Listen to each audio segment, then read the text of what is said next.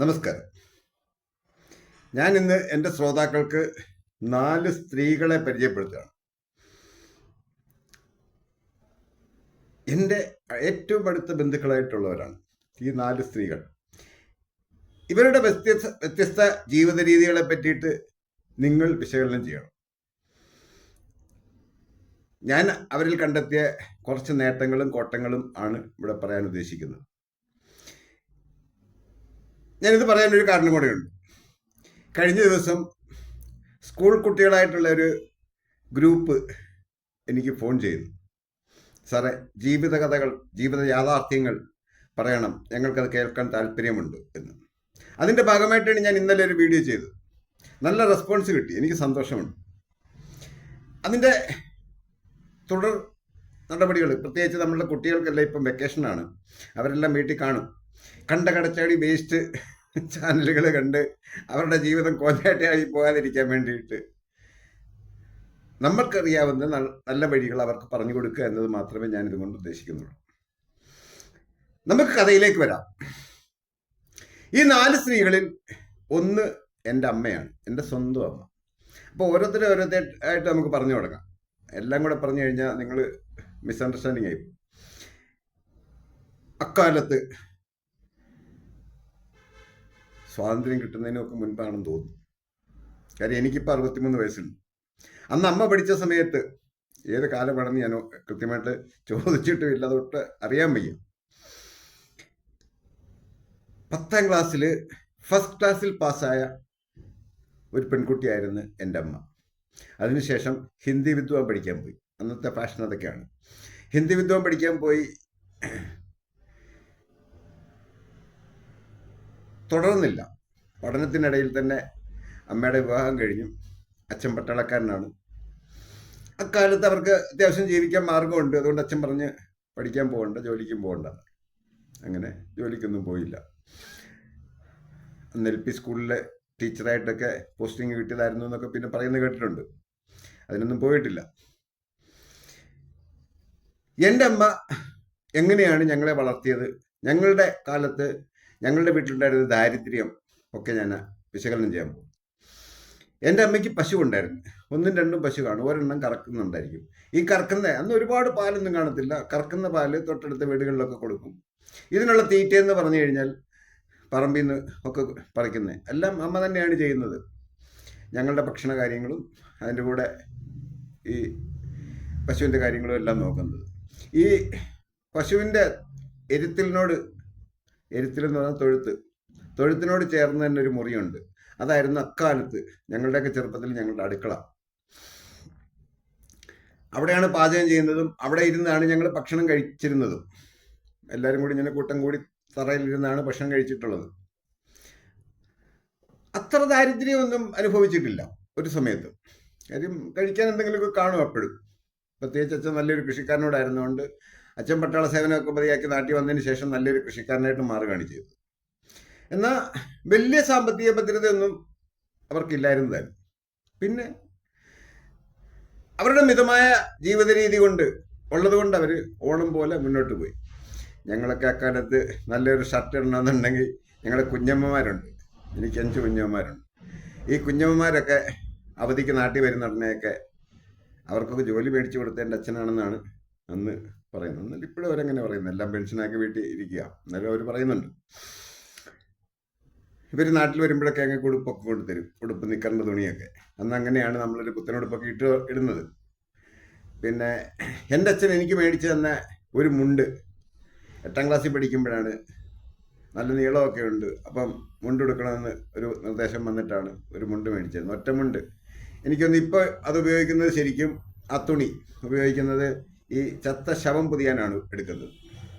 അന്ന് അതിൻ്റെ പേരെന്താണെന്നൊന്നും എനിക്കറിയില്ല. ഒറ്റമുണ്ടാണത്. എനിക്കത് ആണ് ആദ്യം ഒരെണ്ണം മേടിച്ചു തരുന്നത്. അതാണ് ഞാൻ ഉടുത്തു തുടങ്ങിയത്. ഞങ്ങൾ 3 ആൺമക്കളാണ്. എൻ്റെ ചേട്ടൻ ഒരാൾ, ഞാൻ, എൻ്റെ അനിയനൊരാൾ, ഞങ്ങൾ 3 പേര്. ചേട്ടൻ പഠിത്തമൊക്കെ കഴിഞ്ഞ് അവൻ്റെ രീതി. ഞാൻ പഠിത്തം കഴിഞ്ഞ് പട്ടാളത്തിൽ പോയി. അനിയൻ ഇലക്ട്രിക്കൽ പണികളൊക്കെ പഠിച്ച് കോൺട്രാക്റ്റായിരുന്നു. മരിച്ചുപോയി. 40ാമത്തെ വയസ്സിൽ മരിച്ചുപോയി. അപ്പം ഈ 4 സ്ത്രീകളിൽ ഒന്നാമത്തെ എൻ്റെ അമ്മ. അന്ന് ആ വീട്ടിൽ ഉണ്ടായിരുന്ന ഈ പറയുന്ന പാല് കൊണ്ടും മുട്ടയും ഒക്കെ കൊണ്ടായിരുന്നു ഞങ്ങളുടെ പ്രാഥമിക കാര്യങ്ങൾക്കുള്ള ചിലവുകൾക്കൊക്കെ അമ്മ പൈസ കണ്ടെത്തിയിരുന്നു. അത്യാവശ്യം നമ്മൾ ഓർക്കണം, അന്ന് 1 രൂപ കൊടുത്താൽ ഞാൻ പോയി മേടിച്ചിട്ടുണ്ട് 1 രൂപയ്ക്ക് 16 അയില വരെ കിട്ടുമായിരുന്നു. അപ്പം അന്ന് 16 അയില മേടിച്ചു കഴിഞ്ഞാൽ, അല്ലെ 50 പൈസയ്ക്ക് 8 അയില മേടിച്ചു കഴിഞ്ഞാൽ ഒരു വീട് സുഭിക്ഷമാണ്. പച്ചക്കറികൾ പൊതുവെ വീട്ടിൽ കാണും, അതൊക്കെ തന്നെയാണ് ഭക്ഷ്യവസ്തുക്കൾ. പുറത്തുനിന്ന് വാങ്ങുന്നത് അരി മാത്രമായിരിക്കാം. ആ ഉള്ളത് കൊണ്ട് ഞങ്ങളുടെ അമ്മ ഞങ്ങളെ വളർത്തി ആരുടെയും കയ്യും കലും തേപ്പി പോകാതെ ഈ പരുവത്തിലെത്തിച്ചു. അമ്മയുടെ വിദ്യാഭ്യാസത്തിൻ്റെ ഗുണം അതിനുശേഷം അവരുടെ ജീവിതചര്യകളിൽ, അവരുടെ ജീവിത രീതികളിൽ, അവർ ഞങ്ങളോടും അന്യരോടും ബിഹേവ് ചെയ്യുന്ന രീതികളിൽ ഒക്കെ വലിയ മാറ്റം ഉണ്ട്. അത് നിങ്ങൾ ഈ മറ്റ് സ്ത്രീകളെ പറ്റി പരാമർശിക്കുന്ന സമയത്ത് നിങ്ങൾക്കത് ബോധ്യമാകും. ഇന്ന് 90 വയസ്സുണ്ട്. ആ മിതമായ ജീവിത രീതിയിലൂടെ അമ്മയ്ക്ക് സാമാന്യം ഭേദപ്പെട്ട, അവരാഗ്രഹിച്ച രീതിയിൽ പറ്റിയോ ഇല്ലയോ എന്ന് എനിക്ക് അറിയില്ല, ഞാൻ ചോദിച്ചിട്ടില്ല, ചോദിക്കാം, ഇനി അടുത്ത പ്രാവശ്യം കാണുമ്പോൾ ചോദിക്കാം. ഇപ്പോൾ ഇച്ചിരി ചെവിക്ക് കേൾവിക്കറവുണ്ട്, അതുകൊണ്ട് ചോദ്യം പറച്ചിലും ഒക്കെ എന്ത് ചോദിച്ചു കഴിഞ്ഞാലും ചിരിക്കത്തേ ഉള്ളൂ. എന്നാലും ചോദിക്കാം, അടുത്ത പ്രാവശ്യം നമുക്ക് ഇന്റർവ്യൂ എടുക്കാം, നോക്കട്ടെ. സാമാന്യം സന്തുഷ്ടമായ ലൈഫാണ്. പിന്നെ അവരുടെ ഒരു പോരായ്മ വന്നെന്ന് പറഞ്ഞാൽ അവരുടെ ഏറ്റവും ലവ്ലി സണ്ണായിരുന്നു എൻ്റെ അനിയൻ. അവൻ മരിച്ചു പോയത് അവർക്കൊരു വലിയ വിഷമം ഉണ്ടാക്കിയ കാര്യമാണ്. പിന്നെ ചേട്ടൻ്റെ കള്ളുകൂടി, അത് അവർക്കല്പം വിഷമമുള്ള കാര്യമാണ്. അങ്ങനെയൊക്കെയുള്ള ചില ബുദ്ധിമുട്ടുകളുണ്ട്. അപ്പം നമ്മളുടെ കഥയിലെ ഒന്നാമത്തെ സ്ത്രീയെ നമ്മളിതോടെ മാറ്റി നിർത്തുന്നു, എൻ്റെ അമ്മ. ഇനി രണ്ടാമതൊരു സ്ത്രീയെ ഞാൻ പരിചയപ്പെടുത്താം. എൻ്റെ ഒരു ചിറ്റപ്പൻ്റെ ഭാര്യ കുഞ്ഞമ്മ. 5 ദിവസം മുൻപ്, ഇന്നേക്ക് 5 ദിവസം മുൻപ് അവർ മരണപ്പെട്ടു പോയി. ഇന്ന് സഞ്ചയനമായിരുന്നു. ഈ കുഞ്ഞമ്മയുടെ ജീവിത രീതി, അവരുടെ കുടുംബം പോറ്റുന്ന രീതി ഒക്കെ ഞാൻ പണ്ടും കണ്ടിയ ഫേസ്ബുക്കിലും കണ്ടൊന്ന് പറഞ്ഞിട്ടുണ്ട്. ഇത്രയും മാതൃകാപരമായിട്ട് ഒരു കുടുംബം നടത്താൻ പറ്റുമെന്ന് ഞാൻ പഠിച്ചത് ആ കുഞ്ഞമ്മയിൽ നിന്നാണ്. കാര്യം, ചിറ്റപ്പൻ പട്ടാളക്കാരനായിരുന്നു. പെൻഷൻ പറ്റിയതിന് ശേഷം HAL, ഹിന്ദുസ്ഥാൻ എയറോനോട്ടിക്സ് ലിമിറ്റഡ്, അവിടുത്തെ സെക്യൂരിറ്റി സർവീസിൽ പുള്ളി രണ്ടാമത് ജോലിക്ക് കയറി. അക്കാലത്തൊക്കെ പെൻഷൻ എന്ന് പറഞ്ഞാൽ തുച്ഛമായ പൈസയാണ് കിട്ടുന്നത്. ഞാൻ ആദ്യമായിട്ട് ഇവരുടെ കൂടെ പോയി ഇവരോടൊപ്പം താമസിക്കേണ്ടി വന്നത് എൻ്റെ പെൻഷൻ സമയത്താണ്. ആ സമയത്താണ് ഞാൻ ഇവരോടൊപ്പം പോയി താമസിക്കുന്നത്. അന്ന് ഇവരുടെ കുട്ടികളൊക്കെ ചെറിയ കുട്ടികളാണ്. അവർക്ക് 3 മക്കള്, 2 ആണും 1 പെണ്ണും. ചിറ്റപ്പൻ പെൻഷൻ മേടിക്കുന്ന പൈസ അതുപോലെ കൊണ്ടുവന്ന് കുഞ്ഞമ്മയുടെ കയ്യിൽ ഏൽപ്പിക്കും. ശമ്പളം മേടിച്ചു കഴിഞ്ഞാൽ ആ പൈസയും കൊണ്ടുവന്ന് കുഞ്ഞമ്മയുടെ കയ്യിൽ ഏൽപ്പിക്കും. അത് കഴിഞ്ഞ് ചിറ്റപ്പന് കള്ള് കുടിക്കണമെന്നുണ്ടെങ്കിൽ അത് കുഞ്ഞമ്മ മേടിച്ചു കൊടുക്കണം. ഇരിക്കുമ്പോൾ മീൻ തിന്നണമെന്ന് പറഞ്ഞാൽ മീൻ മേടിച്ചു കൊടുക്കും, മട്ടൺ തിന്നണമെന്ന് പറഞ്ഞാൽ മട്ടൺ മേടിച്ചു കൊടുക്കും. അങ്ങനെ എന്ത് ചിറ്റപ്പൻ ആവശ്യപ്പെട്ടാലും പുള്ളി ഡിമാൻഡ് വെക്കുക എന്നുള്ള ഒരൊറ്റ കാര്യമേ ഉള്ളൂ. ബാക്കിയൊന്നും പുള്ളിക്കറിയണ്ട. പക്ഷെ കിട്ടുന്ന ശമ്പളം കൃത്യമായിട്ട് കുഞ്ഞമ്മയുടെ കൊണ്ട് കൊടുക്കും. അപ്പം ആ സമയത്താണ് ഞാൻ ഒരു പ്രാവശ്യം അവിടെ ചെല്ലും. ഞാൻ ചെല്ലുമ്പോൾ അവർ തന്നെ 3 മക്കളും അവർ 2 പേരും കൂടെ 5 പേര്. പിന്നെ എനിക്ക് അവിടെ കുറച്ച് നാൾ അവരോടൊപ്പം താമസിക്കാൻ പറ്റി. പെൻഷൻ്റെ സമയത്താണ് എനിക്ക്. അപ്പോൾ വീട്ടിലൊരു ഗസ്റ്റൊക്കെ ഉണ്ടെന്നുണ്ടെങ്കിൽ അവരുടെ ജീവിത ചെലവുകൾ കൂടുകയാണ് ചെയ്യുന്നത്. അപ്പം ഞാൻ ഈ കുഞ്ഞമ്മയായിട്ട് റെഗുലർ കാര്യങ്ങൾ സംസാരിക്കുന്നുണ്ട്. ഞാൻ ചോദിക്കും, ഈ ഉള്ള പൈസയും കൊണ്ട് കുഞ്ഞമ്മ എങ്ങനെ ഇരുന്ന് നടത്തിപ്പോന്നേ? താമസം HALൻ്റെ ക്വാർട്ടേഴ്സ് ഉണ്ട്, അതുകൊണ്ട് വാടക കൊടുക്കണ്ട. പിന്നെ HALൻ്റെ മറ്റ് ഇതെല്ലാം ഉണ്ട്, കുട്ടികൾക്കൊക്കെ പഠിക്കാനുള്ളതൊക്കെ സ്കൂളും സൗകര്യങ്ങളൊക്കെ അവിടെ തന്നെ ഉണ്ട്.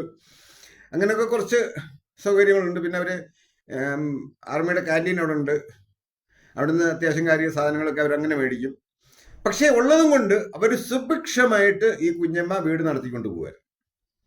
കുഞ്ഞമ്മയ്ക്ക് ഈ വീടിനകത്തുള്ള ഭരണമല്ലാതെ പുറത്തോട്ട് ഒരു കാര്യത്തിന് കുഞ്ഞമ്മ പോകത്തില്ല. അവരതിൽ സന്തുഷ്ടയായിട്ടാണ് ഞാൻ കണ്ടിട്ടുള്ളത്. അപ്പം ഞാൻ ഈ കുഞ്ഞമ്മയോട് ചോദിക്കാം, കുഞ്ഞമ്മ ഈ പൈസ ചിറ്റപ്പൻ കൊണ്ട് തന്നു കഴിഞ്ഞാൽ ഇതും കൊണ്ട് എങ്ങനെ കാര്യങ്ങൾ നടക്കും? അപ്പോൾ എന്നോട് പറയുന്നത് എന്താണ്, അവന് അതെല്ലാം കാര്യങ്ങളെല്ലാം നടക്കും, ഭംഗിയായിട്ട് നടക്കും. അവസാന ദിവസം, അതായത് പെൻഷനോ അല്ലെ ശമ്പളമോ കിട്ടുന്ന ദിവസം വരെ ഒരു കുറവുമില്ലാതെ കാര്യങ്ങൾ നടന്നു പോകുന്നു. അത് മാത്രമായിട്ട് ഞാനൊരു വീഡിയോ പിന്നീട് ചെയ്യാം. അതായത് ഹോം അഡ്മിനിസ്ട്രേഷൻ അഥവാ ഒരു വീടിൻ്റെ അഡ്മിനിസ്ട്രേഷൻ എങ്ങനെയായിരിക്കണം എന്നുള്ള അതൊരു വലിയ സബ്ജക്റ്റാണ്. ഇതിനകത്ത് നമ്മളത് ഉൾപ്പെടുത്തി കഴിഞ്ഞ് കഴിഞ്ഞാൽ ഒരുപാട് താമസിക്കും. പക്ഷെ ഞാൻ കണ്ടിട്ടുള്ളതിൽ ഞാൻ ഒരുപാട് സ്ത്രീകൾ, എൻ്റെ ബന്ധുക്കളും സ്വന്തക്കാരും ഒക്കെ ആയിട്ട് ഒരുപാട് സ്ത്രീകളെ ഞാൻ കണ്ടിട്ടുണ്ട്. ഇവരെല്ലാം വ്യത്യസ്തമായ ജീവിത രീതികളുള്ള ആൾക്കാരാണ്. പക്ഷെ ഞാൻ മുമ്പേ പറഞ്ഞ് എൻ്റെ അമ്മയെക്കാട്ടിൽ വളരെ വ്യത്യസ്തമായിട്ടാണ് ഈ കുഞ്ഞമ്മയുടെ ജീവിത രീതികളും ജീവിതചര്യകളും. 88-ാമത്തെ വയസ്സിലോ മറ്റോ ആണെന്ന് തോന്നുന്നു അവരിപ്പോൾ മരിച്ചത്. കൃത്യമായിട്ട് എനിക്ക് ഓർമ്മയില്ല. ഈ ചിറ്റപ്പൻ്റെ അവസാന സമയങ്ങളിൽ 2 വർഷം മുൻപാണ് അദ്ദേഹം മരിക്കുന്നത്. അപ്പോഴത്തേക്കൊക്കെ പെൻഷനൊക്കെ കുറച്ചുകൂടെ കൂടി. 2 നിന്നുള്ള പെൻഷനൊക്കെ ആയപ്പോൾ പുള്ളിക്ക് സാമാന്യം കുഴപ്പമില്ലാതൊക്കെ പോകുമായിരുന്നു. ആ മക്കളെല്ലാം നല്ല നില പഠിച്ച് ജോലിയും മേലെയൊക്കെ ആയി കല്യാണമൊക്കെ കഴിഞ്ഞ് അത് അവരെല്ലാം സാമാന്യം വലിയ പരിക്കില്ലാതെ നമ്മുടെ ഒരു നാടൻ രീതിയിൽ നോക്കിക്കഴിഞ്ഞാൽ നല്ല സന്തുഷ്ടമായിട്ട് അവർക്ക് മരണപ്പെടാൻ കഴിഞ്ഞു എന്നുള്ളതാണ് എൻ്റെ ഒരു കാഴ്ചപ്പാട്. ഇനി മൂന്നാമത് ഞാൻ പരിചയപ്പെടുത്തുന്നത് എൻ്റെ ഭാര്യയാണ്. ഞാൻ അവൾക്ക് ഈ കുഞ്ഞമ്മയുടെ കഥകളൊക്കെ ആദ്യകാലങ്ങളിലൊക്കെ പറഞ്ഞു കൊടുക്കുമായിരുന്നു. കുറേയൊക്കെ അവളെ കേട്ട് കാണും, കുറേയൊക്കെ ഇതിലെ കളഞ്ഞും കാണും. അതൊന്നും എനിക്കറിയില്ല. പക്ഷെങ്കിൽ ഞാൻ ഒരിക്കൽ പോലും അവളുടെ പിന്നെ മുഴുവൻ ഒരുപാട് പൈസ അല്ലെ മുഴുവൻ ശമ്പളം അല്ലെ പെൻഷനോ കിട്ടുന്ന മുഴുവൻ കൊണ്ടുവന്ന് കൈ കൊടുക്കുകയൊന്നും ചെയ്യാറില്ല. വീട്ടിൽ വേണമെന്നല്ല ഞാനായിരുന്നു ആദ്യകാലങ്ങളിലൊക്കെ മേടിച്ചു കൊടുക്കുന്നത്. പിന്നെ പിള്ളേരൊക്കെ പ്രായമായി കഴിഞ്ഞപ്പോഴാണ് പിന്നെ അവരൊക്കെ ചെയ്യുന്നത്. കുറച്ച് നെഗറ്റീവ് അടിക്കാറുണ്ട്. എപ്പോൾ എൻ്റെ മുഖത്ത് കണ്ടു കഴിഞ്ഞാലും പറയും അതില്ല ഇതില്ല എന്നൊക്കെ പറയും. ഒരു സാധനം ഇല്ലെങ്കിൽ അത് മാത്രം ഇല്ല എന്നല്ല പറയുന്നത്, അതില്ല ഇതില്ല മറ്റതില്ല മറിച്ചില്ല. സാധാരണ സ്ത്രീകളുടെ ശീലമാണ് എൻ്റെ ഭാര്യയും. പക്ഷേ യാതൊരു ദുർവ്യയങ്ങളും അതായത് ആവശ്യമില്ലാത്ത ചെലവുകളും അവൾക്കില്ല. നമ്മൾ പലപ്പോഴും പിന്നെ ഞങ്ങളെല്ലാം വാഹനങ്ങളിൽ യാത്ര ചെയ്യുന്ന സമയത്ത് ഇവള് ചെങ്ങന്നൂരിലൊക്കെ പോവുകയാണെന്നുണ്ടെങ്കിൽ ഞാൻ പറയും തിരിച്ചു വരുമ്പം ബസ് ഇറങ്ങി ഒരു ഓട്ടോയ്ക്ക് ഇഞ്ഞ് പോരെ, 30 രൂപയല്ലേ ഉള്ളൂ, പോട്ടെന്നുണ്ടാകും. അവൾ പോകില്ല. അവൾ അവിടെ നിന്ന് നടന്ന് തന്നെ വീട്ടിൽ വരും.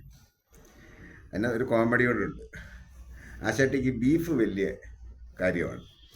എൻ്റെ മൂത്ത മോൻ ഒക്കെ വയറ്റിലുള്ള ഞങ്ങൾ ഡൽഹിയിലാണ്.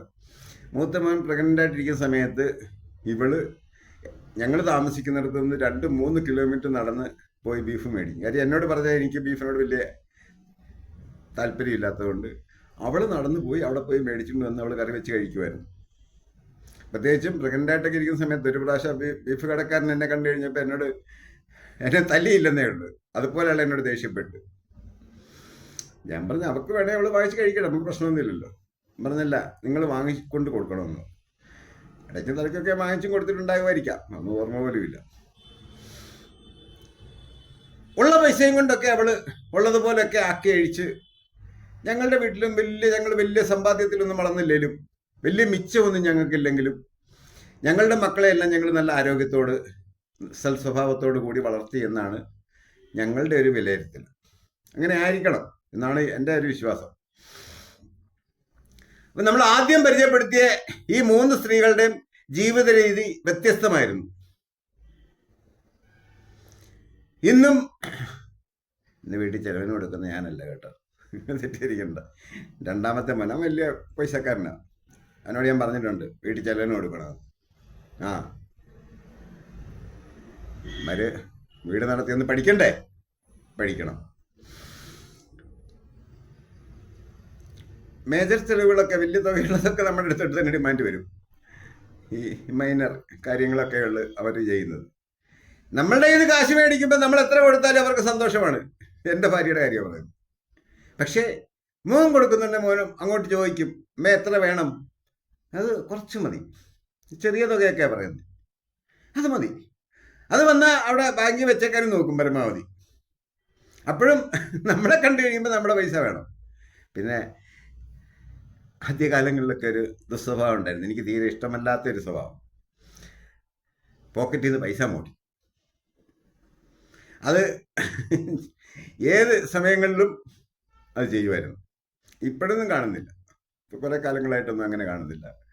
അതിനു മുൻപ് എനിക്കറിയാം, ഞാൻ റൂമിനകത്ത് ഉടുപ്പൂരിയിട്ട് കഴിഞ്ഞാൽ പാൻറ്റൂരിയിട്ട് കഴിഞ്ഞാൽ ഞാൻ നിൽക്കുമ്പോൾ എടുക്കത്തില്ല. കാര്യം ഞാൻ വല്ലതും പറയുമെന്ന് കണ്ടിട്ട്. മോസ്റ്റ്ലി ചിലവുകൾക്കൊക്കെ അവൾ പൈസ ചോദിച്ച് മേടിക്കും. അത് കൂടാതെ രഹസ്യമായിട്ടൊരു എടുപ്പുണ്ട്. അത് മിക്ക സ്ത്രീകളും ചെയ്യുമെന്നൊക്കെയാണ് എൻ്റെ ഒരു ധാരണ. കാര്യം പലരും എന്നോട് പോലത്തെ കാര്യങ്ങൾ പറഞ്ഞിട്ടുണ്ട്. പിന്നെ ഞാൻ കാണുന്നത്, ഞാൻ ബാത്റൂമിൽ കയറുന്ന സമയം നോക്കിയാണ് ഇവള് പോയിട്ട് പോക്കറ്റിൽ നിന്ന് പറക്കും. കാര്യം ഒരുപക്ഷെ അവൾക്കറിയായിരിക്കും നമ്മൾ ഈ വെളിയിലൊക്കെ പോയിട്ട് വരുന്നുണ്ട്, പെട്ടെന്ന് ഉടുപ്പിനകത്ത് എത്ര രൂപ മിച്ചമുണ്ട്, എത്ര രൂപ ഉണ്ടെന്ന് നമ്മൾ എണ്ണി നോക്കത്തില്ല. അത് നമ്മുടെ വീടല്ലേ, എടുത്താലും നമ്മുടെ വീട്ടിലെ ആവശ്യങ്ങൾക്കല്ലേ ഉപയോഗിക്കുന്നത്. അതൊന്നും വലിയ കാര്യമല്ല. പിന്നെ നമുക്ക് വേണമെങ്കിൽ ഒന്ന് ശൗര്യം കാണിക്കാം എന്നുള്ളതേ ഉള്ളൂ. ഞാൻ ഈ ബാത്റൂമിൽ കയറുന്ന സമയത്താണ് ഇവിടെ പോക്കറ്റിൽ നിന്ന് പൈസ വലിക്കുന്നത്. എനിക്കറിയാം, ഞാനതൊരു ഇഷ്യൂ ഒന്നും ആക്കാറില്ല. അയലുകാരൻ്റെ പോക്കറ്റിൽ പോയി എടുക്കാൻ പറ്റത്തില്ല. ഇവിടെ പോക്കറ്റിൽ നിന്നില്ല എടുക്കുക. ആ പോട്ടെന്ന് കാണും, കണ്ണടച്ച് കളി. ചില സമയത്തൊക്കെ ഞാനൊന്ന് ഷൗട്ട് ചെയ്യും, ആവൊക്കെ ചെയ്യും. അത് പോട്ടെ, അത് ഒരു ഭീഷണിപ്പെടുത്തൽ എന്നുള്ളതേ ഉള്ളൂ. അതിനവർക്ക് അവകാശമുണ്ട്. അവിടെ എൻ്റെ പൈസ നിൻ്റെ പൈസ എന്നുള്ള കണക്കൊന്നുമില്ല. പൈസ നമ്മുടെയാണ്. അത് നമ്മുടെ പോക്കറ്റിൽ നിന്ന് നമ്മുടെ ഭാര്യമാർ പൈസ എടുക്കുന്നതിന് അല്ലെ അതിനെ നമ്മൾ വേറെ രീതി കാണേണ്ട ആവശ്യം തന്നെ ഇല്ല. എൻ്റെ ഭാര്യ ഭയങ്കര അഭിമാനിയാണ്. വാ വിട്ട് ചോദിക്കാനൊക്കെ ഭയങ്കര മടിയാണ്. അതെനിക്കും അറിയാം. ഞാൻ വിചാരിക്കും അവളങ്ങ് എടുത്തോട്ടെ, നമുക്കെന്നാണ് എന്തിനാ ചോദിക്കുന്നത്? ചോദിക്കേണ്ട കാര്യം. ഞാൻ ഒരു പോയിന്റ് പറഞ്ഞുതരാം. ഞാൻ സാധാരണ കല്യാണങ്ങൾക്കൊന്നും പോയി കഴിഞ്ഞാൽ അങ്ങനെ പൈസ കൊടുത്ത് കല്യാണം കൂടുന്ന പരിപാടി എനിക്കില്ല. വളരെ അപൂർവമായിട്ടൊക്കെ ഞാൻ കൊടുക്കാറുണ്ട്. അതുതന്നെ ഞാൻ കൊടുക്കുന്ന സമയത്ത് പെൺകുട്ടികളുടെ കല്യാണമാണ്, ഞാൻ ഇത് കൊണ്ടുവന്ന് പെൺകുട്ടികളുടെ കയ്യിൽ വെച്ച് കൊടുക്കുകയാണ് ചെയ്യുന്നത്. എന്നിട്ട് ഞാൻ പറയും, കുഞ്ഞെ കല്യാണം കഴിഞ്ഞ് വീട്ടിൽ ചെല്ലുമ്പം അന്നേരം അല്ലെ പിറ്റേന്ന് നിങ്ങൾ രാവിലെ അമ്പലത്തിലോ വല്ല ഒന്ന് പോകുന്നുണ്ടെങ്കിൽ നിങ്ങൾക്കൊരു 10 രൂപ വേണം. അപ്പം ചേട്ടാ ഒരു 50 രൂപ അല്ലെങ്കിൽ ഒരു 10 രൂപ താന്ന് കൈ നീട്ടേണ്ട അവസ്ഥ വരരുത്. ഈ പൈസ നിങ്ങൾ കൈ വെച്ചേക്കണം. നീ ചെല്ലുമ്പോഴും നിനക്ക് ആവശ്യമുണ്ടെങ്കിൽ ഇതിൽ നിന്ന് എടുത്ത് വിനിയോഗിച്ചോണം. അതിനാണ് ഈ പൈസ തരുന്നതെന്ന് പറഞ്ഞ് ഞാൻ പ്രത്യേകം പറഞ്ഞാണ് കൊടുത്തിട്ടുള്ളത്. ഞാൻ ഏത് പെൺകുട്ടികളുടെ കല്യാണത്തിന് പങ്കെടുത്തിട്ടുണ്ടെങ്കിലും പൈസ കൊടുത്തിട്ടുണ്ടെങ്കിൽ ഇത് കൃത്യമായിട്ട് പറഞ്ഞിട്ട് അവരുടെ കൊടുക്കുകയാണ് ചെയ്യുന്നത്. പെൺകുട്ടികളുടെ കയ്യിൽ മാത്രം, തന്തയുടെയും തള്ളയുടെയും ഒന്നും കൈ ഞാൻ കൊടുക്കില്ല. കാര്യം അവരുടെ ആർഭാടം നടത്തേണ്ടത് അവരുടെ മാത്രം ഉത്തരവാദിത്വമാണ്. അപ്പം ഈ മൂന്നാമത്തെ സ്ത്രീയെ നമ്മൾ പരിചയപ്പെട്ടു, എൻ്റെ ഭാര്യ. ഇനി 4മതൊരു സ്ത്രീയുണ്ട്. ആ സ്ത്രീയുടെ ജീവിത രീതി ആണ് നിങ്ങൾ പ്രത്യേകം ശ്രദ്ധിക്കേണ്ടതും നിങ്ങളുടെ ജീവിതത്തിൽ വരാതിരിക്കാൻ ശ്രമിക്കേണ്ടതും. അത് മറ്റാരുമല്ല, എൻ്റെ ഏറ്റവും ഇളയ കുഞ്ഞമ്മ. ഞങ്ങൾ തമ്മിൽ പ്രായത്തിൽ വലിയ വ്യത്യാസമൊന്നുമില്ലായിരുന്നു, ഒരുപാട് വ്യത്യാസമൊന്നുമില്ല. എൻ്റെ ഏറ്റവും ഇളയ കുഞ്ഞമ്മ. ഞങ്ങൾ അവർ ഡിഗ്രിക്കൊക്കെ പഠിക്കുന്ന സമയത്ത് ഞാൻ ഹൈസ്കൂളിൽ പഠിക്കുന്ന സമയമാണ്. വലിയ കമ്പനിയായിരുന്നു. അങ്ങോട്ടും ഇങ്ങോട്ടും വലിയ എന്താ പറയുന്നത്, നമ്മളെ വീട്ടിൽ സാധാരണ ചേട്ടനിയന്മാരും ആങ്ങളെ പെങ്ങന്മാർ കിടന്ന് അടിയിടുന്ന മാതിരി വഴക്കിടുന്ന മാതിരി ഞങ്ങൾ കുഞ്ഞമ്മ മോനും എന്നുള്ള ഇത് മാറി ഞങ്ങൾ അങ്ങോട്ടും ഇങ്ങോട്ടും അടിയും വഴക്കൊക്കെ ആയിട്ട് വലിയ വലിയ കാര്യമായിരുന്നു. അവർ ഡിഗ്രിയൊക്കെ കഴിഞ്ഞ് ഡൽഹിയിൽ പോയി. പിന്നെ അവർ കുറച്ചു കാലം ഡൽഹിയിൽ ജോലി ചെയ്തു. ഡൽഹിയിൽ ജോലി ചെയ്യുന്ന സമയത്താണ് സിറ്റപ്പനുമായിട്ട് പരിചയപ്പെടുന്നത്. അപ്പം അതിന് മുൻപ് പറയേണ്ട ഒരു കാര്യം, അവരുടെ 5 ചേട്ടത്തിമാരിൽ ജോലിയില്ലാഞ്ഞത് 2 പേർക്കാണ്. എൻ്റെ അമ്മയ്ക്കും വേറെ ഒരു കുഞ്ഞമ്മയ്ക്കും. പക്ഷെ ആ കുഞ്ഞമ്മ മരുന്നുണ്ടൊക്കെ കൊണ്ടുവന്ന് കാശൊക്കെ കൊടുക്കും. പിന്നെ എൻ്റെ അമ്മയ്ക്ക് ഒന്നും കൊടുക്കാനൊന്നും ഇല്ലാത്തതുകൊണ്ട് എൻ്റെ അമ്മയൊന്നും കൊടുക്കാറില്ല. അപ്പോൾ ആവശ്യത്തിലധികം പൈസ വിനിയോഗിച്ചാണ് ഈ ഏറ്റവും ഇളയ കുഞ്ഞമ്മ അക്കാലത്ത് ജീവിച്ചു തുടങ്ങുന്നത് തന്നെ. കാര്യം അന്ന് ആവശ്യത്തിൽ അധികം സമ്പത്തുണ്ട് കുടുംബത്ത്. കാര്യം ഇവരെല്ലാം ജോലിക്കാരാണ്. എല്ലാവരുടെയും നിന്ന് ആവശ്യത്തിലധികം വരുമാനം വരുന്നുണ്ട്. പിന്നെ പറമ്പുകളിലെ വരുമാനമല്ല. എൻ്റെ അമ്മ, വലിയമ്മ, അമ്മയുടെ അമ്മ പിന്നെ മരിക്കുന്നതിന് എങ്ങാണ്ട് 1 മാസം മുൻപാണ് അവർ വീണു പോയത്, കടന്നത്. അവിടം വരെയും അവർ കൃഷി ചെയ്യുമായിരുന്നു. അതും ചെറിയ തോതിലുള്ള കൃഷിയൊന്നുമല്ല, വ്യാപകമായി കൃഷി ചെയ്യുമായിരുന്നു വല്യമ്മ. വല്യമ്മയുടെ കൃഷിയുടെ കാര്യം പറഞ്ഞു കഴിഞ്ഞാൽ, വല്യമ്മ ഞങ്ങൾ ഹൈസ്കൂളിലൊക്കെ പഠിക്കുമ്പോഴെന്ന് പറഞ്ഞു കഴിഞ്ഞാൽ ഒരു ആനയെ പിടിച്ച് തിന്നാനുള്ള വിശപ്പുമായിട്ട് നടക്കുന്ന സമയമാണ് നമ്മൾ. സ്കൂളിൽ നിന്ന് വന്ന് വീട്ടിലെ ഭക്ഷണം കഴിഞ്ഞ് ഇവിടുന്ന് 100 മീറ്ററേ ഉള്ളൂ അമ്മയുടെ വീട്ടിൽ, വല്യമ്മയുടെ വീട്ടിലോട്ട് പോകാൻ. ഇവിടുന്ന് നടന്ന് അവിടെ ചെല്ലുമ്പോഴത്തേക്ക് നമുക്ക് പിന്നെ വിശപ്പാണ്. അപ്പം അന്ന് വല്യമ്മ ചെയ്യുന്നതെന്ന് പറഞ്ഞു കഴിഞ്ഞാൽ എല്ലാ ദിവസവും ചോറും ഇതുമൊക്കെ വെക്കുന്ന കൂടാതെ തന്നെ ഒരു കലം നിറച്ച് കപ്പ, കാച്ചിൽ, ചേന, ചേമ്പ്, പിന്നെ ചക്ക, അങ്ങനെ എന്തെങ്കിലും ഒരു ഐറ്റം വേറെ കാണും. അതൊരു കലം നിറച്ച് കാണും. അത് ഞങ്ങൾക്ക് മാത്രമല്ല, ഞങ്ങളുടെ പരിസരത്തൊക്കെ ഉള്ള വേറെ പ്രായമുള്ളവരും കൊച്ചുകുട്ടികളും ഒക്കെ ഉണ്ട്. ഇവർക്കെല്ലാം കൂടിയാണ്. അവരെല്ലാം വന്നു കഴിഞ്ഞാൽ അവർക്കെല്ലാം ഇഷ്ടം പോലെ വയറ് നിറച്ച് കഴിക്കാനുള്ളത് ഇവിടെ കാണും. അതാ വല്യമ്മയുടെ ഒരു രീതിയായിരുന്നു. വല്യമ്മ അയിരൂർ എന്ന് പറയുന്ന സ്ഥലത്തെ ഒരു ജന്മി കുടുംബത്തിലെ അംഗമായിരുന്നു. ആ ഒരു ശീലം വെച്ചിട്ടാണ് ഇവിടെ ഇങ്ങനെയാണ് വല്യമ്മയുടെ പരിപാലനം. ചോറൊക്കെ വെക്കുന്നത് ആവശ്യം അനുസരിച്ചേ വെക്കുള്ളൂ. പക്ഷെ അത് കൂടാതെ ഒരു അഡീഷണൽ പരിപാലനമുണ്ട്. ഈ കപ്പ, ചേന, ചേമ്പ് ഇങ്ങനെയൊക്കെയുള്ള സാധനങ്ങൾ ഇഷ്ടം പോലെ വെച്ച് വരുന്നവർക്കും നാട്ടുകാർക്കും അയലുകാരും ഒക്കെ വന്ന് കഴിക്കുമായിരുന്നു. ഞങ്ങളുടെ അയൽവക്കത്തൊക്കെയുള്ള പല അക്കാലത്തെ കുട്ടികൾ ആയിട്ടുള്ളവരും ഒക്കെ എന്നെ കാണുമ്പോൾ സ്മരിക്കാറുണ്ട്. വല്യമ്മ അന്ന് ഇഷ്ടംപോലെ ഭക്ഷണം തന്നിട്ടുള്ളതാണ്. സന്തോഷം, നല്ല കാര്യം. ആ വല്യമ്മയ്ക്കറിയാം ഞങ്ങളുടെ പ്രായത്തിൻ്റെ വിശപ്പ്. അപ്പം ഞങ്ങൾക്ക് വിശപ്പുണ്ട മാതിരി ഞങ്ങളുടെ അയൽവക്കത്തൊക്കെയുള്ള സാമ്പത്തികമായിട്ട് ബുദ്ധിമുട്ടുള്ള കുട്ടികൾക്കും ആ വിശപ്പുണ്ടെന്നത് ഈ വല്യമ്മയ്ക്ക് അറിയാവുന്നതുകൊണ്ടാണ് അവരങ്ങനെ വെച്ച് വിളമ്പി കൊടുക്കുന്നത്. അപ്പം ഞങ്ങളുടെ ഈ പറഞ്ഞ കുഞ്ഞമ്മ വലിയ പരാധീനതകളൊന്നും ഇല്ലാതെ ഇഷ്ടംപോലെ കാശ് കൈകാര്യം ചെയ്ത് അവർ പിന്നെ ജോലിക്ക് കയറുന്ന അക്കൗണ്ടൻ്റായിട്ടൊക്കെയാണ് ജോലി ചെയ്തത്. നല്ലോണം ശമ്പളം കിട്ടുന്നുണ്ട്, ആർക്കൊന്നും കൊടുക്കണ്ട. പിന്നെ അമ്മാവനൊരുത്തിന് അവിടെ ഉണ്ട്, അമ്മാൻ്റെ വീട്ടിലാണ് താമസമൊക്കെ. അങ്ങനെ കുഴപ്പമില്ലാതെ പോകുന്ന സമയത്താണ് ഈ ചിറ്റപ്പനെ പരിചയപ്പെടുത്തുന്നത്. ചിറ്റപ്പൻ എന്ന് പറഞ്ഞു കഴിഞ്ഞാൽ, എൻ്റെ ഭാഷയിൽ പറഞ്ഞു കഴിഞ്ഞാൽ, നല്ല ഒന്നാന്തരം ഫ്രൗഡ്. സാധാരണ ഞങ്ങളുടെ കുടുംബത്തിൽ അങ്ങനെയുള്ള ആൾക്കാരില്ല. ഒന്നാന്തരം ഫ്രൗഡ് എന്ന് പറഞ്ഞു കഴിഞ്ഞാൽ തട്ടിപ്പും വെട്ടിപ്പും ബ്ലേഡും പിടിച്ചുപറിയും അല്ലാതെ ഒരു പരിപാടി ആൾ ചെയ്യത്തില്ല. അങ്ങനെ ഇയാളുമായിട്ട് ആലോചനയൊക്കെ നടത്തി. അപ്പം ഞാൻ സർവീസിൽ ലീവിനൊക്കെ പോകുന്നുണ്ട്, കുഞ്ഞമ്മേനെ എടുത്തില്ലെന്നുണ്ട്. ഒരു ദിവസം ഇദ്ദേഹം അവിടെ വന്നപ്പോൾ ഞാനവിടെ ഉണ്ട്. പക്ഷെ എന്നോട് അന്നേരം പരിചയപ്പെടുത്തിയത് എയർഫോഴ്സിലാണ് ജോലി എന്നാണ് പറഞ്ഞത്. ഉടായിപ്പ. ഞാനും അങ്ങനെ കരുതി. അന്ന് ഈ വിളിയും പറച്ചിലൊന്നും അധികമില്ലല്ലോ. എല്ലാം മരവും പോക്കും നേരിട്ട് കാണലും കത്തെഴുത്തും ഒക്കെ അല്ലോ. ഞാനാണെങ്കിൽ കത്തെഴുത്തൊന്നും ഇല്ലായിരുന്നു. ഞങ്ങൾ എവിടെ പോയാലും ഈ ഡൽഹി കണക്ട് ചെയ്ത് പോകുന്നതുകൊണ്ട് വരുമ്പോഴും പോകുമ്പോഴും എല്ലാം ഈ കുഞ്ഞമ്മയുടെ അടുത്തും. അപ്പോൾ കുഞ്ഞമ്മ വേറെ ഈ താമസമൊക്കെ വേറെ സ്ഥലത്ത്, അമ്മ മറ്റൊരു സ്ഥലത്താണ്. അതായത് ഡൽഹിയുടെ 2 ഭാഗങ്ങളിലായിട്ട്. ഡൽഹിയെ പറ്റി അറിയാവുന്നവർക്കറിയാം. ഷാദര എന്ന് പറയുന്ന സ്ഥലത്തായിരുന്നു അമ്മാവൻ്റെ ക്വാർട്ടേഴ്സ്, ഗവൺമെൻറ് ക്വാർട്ടേഴ്സ് ആയിരുന്നു. പിന്നെ കുഞ്ഞമ്മ താമസിക്കുന്ന ഇതിന് ജസ്റ്റ് ഓപ്പോസിറ്റ് സൗത്ത് ദില്ലിയിലായിരുന്നു, സാക്കേത് എന്ന് പറയുന്ന സ്ഥലം. അതിന് രണ്ടും തമ്മിൽ വലിയ അന്തരമുണ്ട്. അത് കുഞ്ഞമ്മ ജോലി ചെയ്യുന്ന സ്ഥാപനം അവിടെ ആയതുകൊണ്ടാണ് അവിടോട്ട് അവർ താമസം മാറ്റിയത്. അതിനുശേഷം ഇവർ തമ്മിലുള്ള കല്യാണാലോചനയോട് വന്ന സമയത്ത് പിന്നെ എൻ്റെ മൂത്ത കുഞ്ഞമ്മമാരൊക്കെ പറഞ്ഞ്, എടി അത് കല്യാണം നമുക്ക് ചേരത്തില്ല.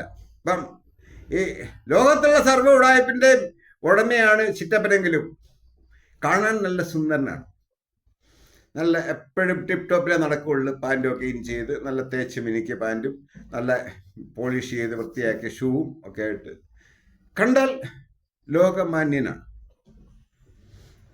അങ്ങനെ കല്യാണാലോചന വന്ന് അവിടെ അന്വേഷിച്ച് കഴിഞ്ഞപ്പോൾ അവരുടെ കുടുംബത്തൊന്നും കാര്യമായിട്ട് സമ്പത്തും സ്വത്തും ഒന്നുമില്ല.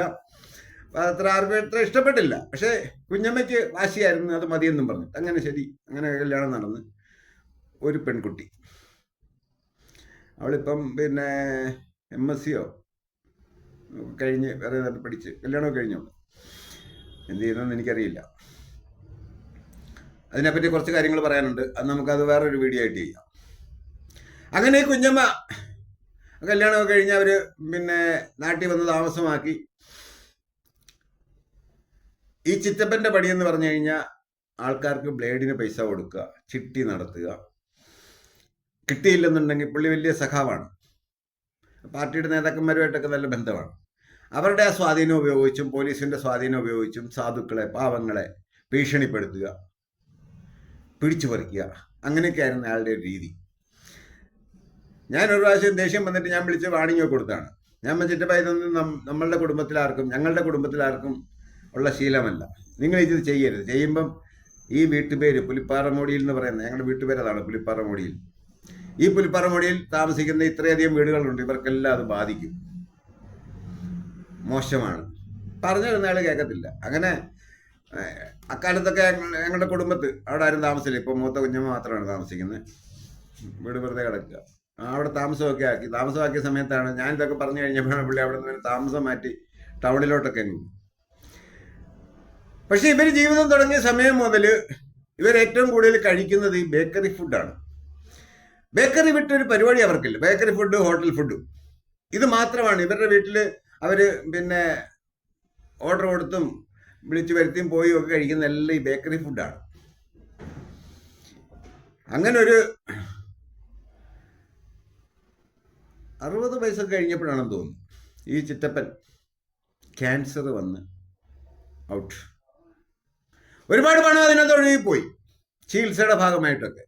അല്ല അത്ര വ്യാപകമായിട്ട് വന്നില്ല. കാര്യം ക്യാൻസറൊക്കെ കൺഫേം ആയപ്പോഴത്തേക്ക് പെട്ടെന്ന് അങ്ങ് തട്ടിപ്പോയി. നാട്ടുകാർ പറയുന്ന അവരുടെയൊക്കെ പ്രാക്കിന്റെ ഗുണമാണെന്നാണ് പറയുന്നത്. ആയിരിക്കും, എനിക്കറിയില്ല. പ്രാക്കൊക്കെ ഗുണം പിന്നെ നമ്മളിപ്പോൾ ഒരാളിനെ സ്ഥിരമായിട്ട് അങ്ങ് പ്രായി കഴിഞ്ഞാൽ അതൊക്കെ ഏക്കുന്നതിൻ്റെ ഒരു വിശ്വാസം എനിക്കുണ്ട്. അങ്ങനെ ചിറ്റപ്പൻ തട്ടിപ്പോയി. അത് കഴിഞ്ഞിട്ട് ഇവരുടെ ജീവിത രീതിക്കൊന്നും ഒരു മാറ്റവും വന്നിട്ടില്ല. അവർ വീട്ടിൽ ഫുഡ് ഉണ്ടാക്കുന്നതൊക്കെ വളരെ കുറവാണ്, അപൂർവമാണ്. നമ്മളാരെങ്കിലും അങ്ങോട്ട് ചെന്ന് കഴിഞ്ഞാൽ നമുക്ക് ഉടനെ ഫുഡ് വരുത്തുന്നത് ഹോട്ടലിൽ നിന്നാണ്. വളരെ അപൂർവമായിട്ടൊക്കെ അവർ കഞ്ഞി വെക്കുന്നത്.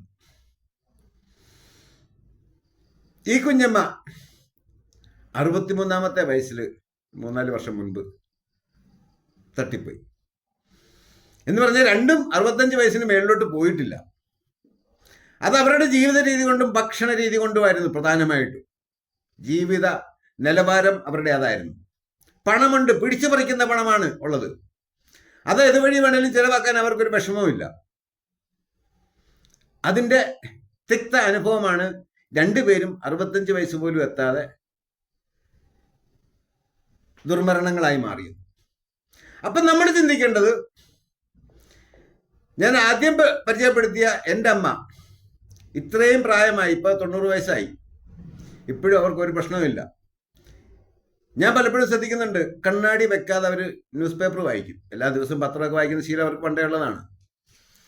കണ്ണാടി വെക്കാതാണ് ഇപ്പോഴും പത്രം വായിക്കുന്നത്. ചെവിക്കൊരു കേൾവിക്കുറവുണ്ട്, വേറെ കാര്യമായ അസുഖങ്ങളൊന്നുമില്ല. സർക്കാരിൻ്റെ പെൻഷനൊക്കെ കിട്ടുന്നുണ്ട് കേട്ടോ. ബാങ്കിൽ കാശൊക്കെ ഉണ്ടെന്നാ പറയുന്നത്. ചോദിച്ചിട്ടുമില്ല, ചോദിച്ചാൽ തരുമില്ല. ആവശ്യം വന്നാൽ ചോദിക്കല്ലേ. പിന്നെ രണ്ടാമത് പറഞ്ഞ സ്ത്രീ കുഞ്ഞമ്മ, ചിറ്റപ്പൻ്റെ ഭാര്യ. അവരും നല്ല പ്രായമെത്തിയതിന് ശേഷമാണ്.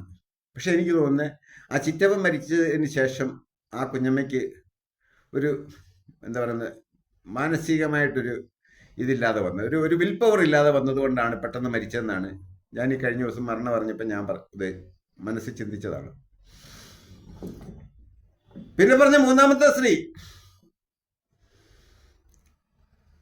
വയസ്സായി, എൻ്റെ ഭാര്യ. വലിയ കുഴപ്പമൊന്നുമില്ല. ചെറിയ മുട്ടിന് വേദന, കാലുവേദന എന്നൊക്കെ ചിലപ്പോൾ പറയാറുണ്ട്. അതൊക്കെ സ്വാഭാവികം. വയസ്സായി കഴിഞ്ഞ് കഴിഞ്ഞാൽ കാലുവേദന, മുട്ടുവേദനയൊക്കെ ഉള്ളതാണ്. എന്നോട് പറയുന്നത് ഞാൻ ഇതിലൂടെ കേട്ട് ഇതിലൂടെ അങ്ങ് വിടും, വലിയ മൈൻഡ് കൊടുക്കുക. പിന്നെ അവള് ഹോമിയോയിലും ഒക്കെ പോയി വാങ്ങിച്ചു നിന്നുമൊക്കെ ഒരു പരുവത്തിനൊക്കെ പോകുന്നു. പക്ഷെ ഈ 3 സ്ത്രീകളും വലിയ പരിക്കില്ലാതെ ജീവിച്ചു വരുമ്പോഴാണ് നാലാമത് പറഞ്ഞ എൻ്റെ അമ്മയുടെ അനുജത്തി, അവരുടെ ഭർത്താവും മാരകമായ രോഗങ്ങൾ പിടിച്ചു. കുഞ്ഞമ്മയും ക്യാൻസർ വന്നാണ് മരിച്ചത്. ചിറ്റപ്പനും അങ്ങനെയാണ് മരിച്ചത്. കുഞ്ഞമ്മയുടെ ചികിത്സയുടെ ഭാഗമായിട്ടൊക്കെ ഒരുപാട് പൈസ അവർക്ക് ചിലവായി. എല്ലാവർക്കും, അവർക്ക് മാത്രം, കുടുംബത്തിൽ നിന്നൊക്കെ എല്ലാവരും കൂടെ ചെയ്തു. ആ ജീവിത രീതിയുടെ വ്യത്യാസം കൊണ്ടാണ് ഞാൻ പറഞ്ഞ 1-ാമത്തെ, 2-ാമത്തെ, 3-ാമത്തെ സ്ത്രീകൾ ഇന്നും നല്ല ആരോഗ്യത്തോടെ ജീവിച്ചിരിക്കുന്നത്. ഈ കഥയിലെ 2 പേരെ ജീവിച്ചിരിപ്പുള്ളൂ ഇപ്പം. ഒന്ന് എൻ്റെ അമ്മയും എൻ്റെ ഭാര്യയും. എൻ്റെ ചിറ്റപ്പൻ്റെ ഭാര്യയാണ് 5 ദിവസം മുമ്പ് മരിച്ചത്. ഈ കുഞ്ഞമ്മ മരിച്ചിട്ട് ഇപ്പം 2 വർഷമായി, അമ്മയുടെ അനിയത്തി. നമ്മൾ ജീവിക്കുന്ന സമയത്ത് നമുക്കെങ്ങനെ വേണേലും ജീവിക്കാം. പലരും ചോദ്യം ചെയ്യാനൊന്നും ആരും കാണത്തില്ല. പിന്നെ കുടുംബകലഹങ്ങൾ ഉണ്ടാകാറുണ്ട്, അതുകൊണ്ട് ഭാര്യ ഭർത്താക്കന്മാരും മിണ്ടാറൊന്നുമില്ല. പക്ഷേ അത് നമ്മളുടെ കുടുംബത്തെ ആകമാനം, നമ്മളുടെ മക്കളുടെ ഭാവിയെ ഒക്കെ ബാധിക്കുന്നതാണെന്നുള്ള ഒരു മുൻകരുതൽ, ഒരു തോന്നൽ നിങ്ങൾക്കുണ്ടാകണമെന്നാണ് എൻ്റെ ഒരു അഡ്വൈസ്. നമ്മളീ പറഞ്ഞ കഥയിൽ മോട്ടിവേഷൻ പോയിന്റുകളായിട്ട് ഒരുപാട് കാര്യങ്ങളുണ്ട്. നിങ്ങൾക്കത് വിലയിരുത്താം, പരിശോധിക്കാം, നിങ്ങളുടെ ജീവിതത്തിലേക്ക് അത് കൊണ്ടുവരാനും കഴിയും. നമ്മൾ ജീവിക്കുമ്പം ഞാൻ ഇന്നലെ ചെയ്ത വീഡിയോയിൽ പറഞ്ഞ മാതിരി പണമുണ്ടാക്കുക എന്നൊന്നുള്ളതൊന്നും അല്ല ലക്ഷ്യം. അങ്ങനെ ആകരുത് ലക്ഷ്യം. ആ ലക്ഷ്യത്തിലേക്ക് പോയാൽ നിങ്ങളുടെ ജീവിതം പാഴാണ്. മിതമായി ജീവിക്കുക. നിങ്ങൾ ഓർക്കണം, റേഷനറി വാങ്ങിച്ച് കഞ്ഞി വെച്ച് കുടിക്കുന്നവനും വയറ് നിറയെ കഴിക്കും. മട്ടൻ ബിരിയാണിയും കോഴി ബിരിയാണിയും മന്തിയും അൽഫാമും ഒക്കെ കഴിക്കുന്നവരും വയറ് നിറയെ കഴിക്കുകയുള്ളൂ. അല്ലാതെ അവർ അതിനെക്കാട്ടി കൂടുതലൊന്നും കഴിക്കില്ല. പക്ഷെ ഈ രണ്ടുപേരുടെ ആരോഗ്യം പരിശോധിച്ചു കഴിഞ്ഞാൽ ഈ റേഷനറി വാങ്ങിച്ച് കഞ്ഞി വെച്ച് കുടിക്കുന്നവനായിരിക്കും ഒന്നുകൂടെ ക്ഷമത. മറ്റേത് താൽക്കാലികമാണ്.